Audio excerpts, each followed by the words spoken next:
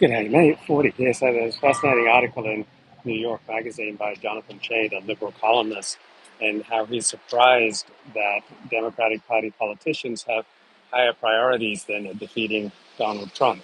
So priority number one is maintaining their own status, prestige, and power. So many Democratic governors would like to see a Kamala Harris Joe Biden ticket go down in flames because that ends Kamala Harris as a viable presidential candidate going forward, and they can then build an easier path to the Democratic nomination. And then other Democratic politicians notice that they're not getting much support in the grassroots for opposing Joe Biden.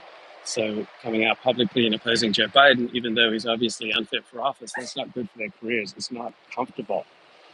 And so rocking the boat is not comfortable. So Jonathan Chait is surprised that all these Democratic politicians have higher priorities than doing what he believes is right, defeating Donald Trump. And yeah, most people put their own interests first. Right? Most people don't put the greater good first. And Democratic politicians are no different than other people.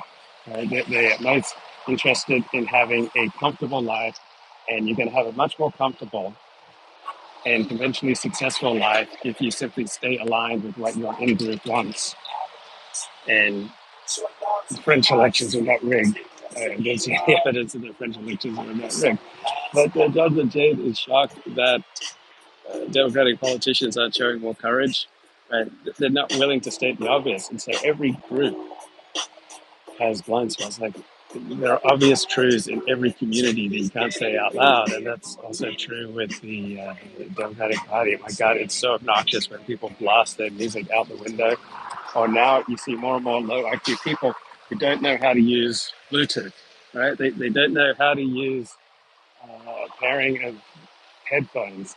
And so instead they're just blaring from their cell phone. They just put their cell phone on speaker while they're watching videos or while they're on calls, because they don't have the intelligence to pair earbuds.